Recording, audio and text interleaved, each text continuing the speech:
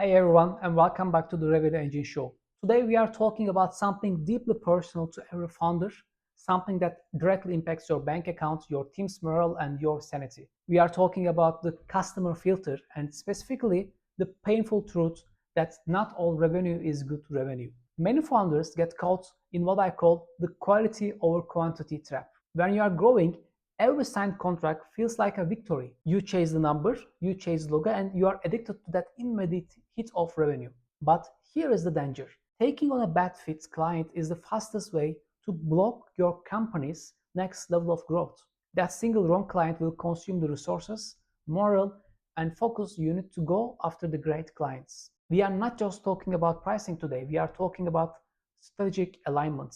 We need to stop asking, can they pay? And start asking, will they win with our products and will working with them help us grow? Today we are going to break down the specific red flags you must identify in the discovery process, how to ensure the right people at the client company are actually using your product or service, and the immense relief that comes when you have the courage to say no, this is not a fit. First, let's understand the true cost of a bad customer. It's far more than the money you lose when they churn. The problem client is a slow poison that spreads through your organization. Bad clients demand huge amounts of your team's time. They are the ones with endless, unstructured meetings. They constantly question your strategy because they lack internal confidence. This time isn't spent growing, it's spent defending your value, which should have been settled during the contract phase. Your delivery team, your best engineers, your most talented strategists will hate working on this account. Bad clients are typically critical, slow to appreciate results, and quick to blame. This directly translates to lower quality work, team burnout, and high turnover. And finally, you can use a failing client as a case study.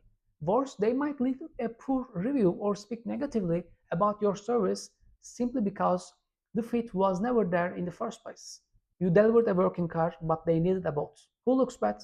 You do. Let me give you a real world example of what happens when you prioritize revenue over fits. I had a client making a little over $2 million in annual revenue in their industry. On paper, they look okay, but what I missed was the depth of their financial distress. Despite this revenue, their profit margins were paper thin, only about 8 to 10K a month in actual profits. We brought them sales opportunities, we delivered the leads, but at the end of the second month, the client wanted to pause. Why? Not because we didn't deliver, but because they simply ran out of cash to sustain the investments. They signed a 12-month contract, but their financial foundation was too weak. I spent time on a legal contract that was ultimately worthless because they didn't have the cash flow. This is the time, energy, and resources stolen from a client who was ready to scale. You have to ask deep, hard questions about their financial reality, not just their stated budgets. The lesson from that story isn't just about revenue. It's recognizing that company size and financial health are not enough to determine a fit. We need two deeper filters during discovery. Filter 1, the size to cost alignment. The first filter relates to the point about company size and mindsets. The smaller a company is relative to its operating environment, the more likely they are to be driven by price anxiety. If a company is barely breaking even, every dollar they spend on you is an existential decision. They will focus on money, money, money because they are operating in survival mode. You must work with companies where your fee represents an investment in a predictable ROI, not a life raft they hope will save them. When your fee is an investment, they treat you as a partner. When your fee is a crisis, they treat you as an expensive headache. Filter 2, the consumption alignment. This is the most critical filter for high-value B2B services, especially SaaS or expert-led strategy. You must determine who the actual user will be and if that user is the person who needs to be accountable for the outcome. Take the analogy of selling a sophisticated financial software product. If the CFO signs the contract but immediately delegates the product to an entry-level accountant who is terrified of new technology, you have a massive fit problem. The product will fail, not because of the code, but because of the consumption model. During the discovery call, you need to establish that the primary sponsor, the founder, the VP, the CFO, will be an active, hands-on champion. Ask these questions. Who on your team will be accountable for the success metrics we agree upon? How many hours per week do you personally plan to dedicate to this strategic initiative? And for our financial SaaS products, can we schedule a follow-up call where your head of finance shows me their current reporting setup? If the decision maker quickly pushes the responsibility down to a junior employee, you have a major red flag. They are buying a solution to a problem that they are not willing to personally own.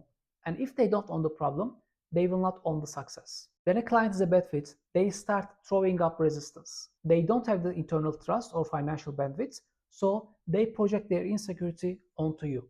They will say things like, the ads aren't working, your strategy is too slow, cold email isn't working in our industry. They bring a lot of fluff that is not based on facts or metrics. When this happens, you must understand the deep roots of the problem.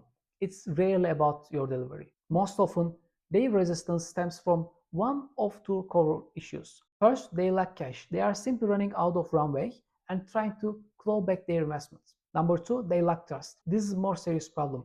They don't trust their product. They don't trust their team. And ultimately, they don't trust their own ability to grow. Because they lack internal confidence, they throw that mess onto you. They question your capabilities because it's easier than questioning their own product market fit.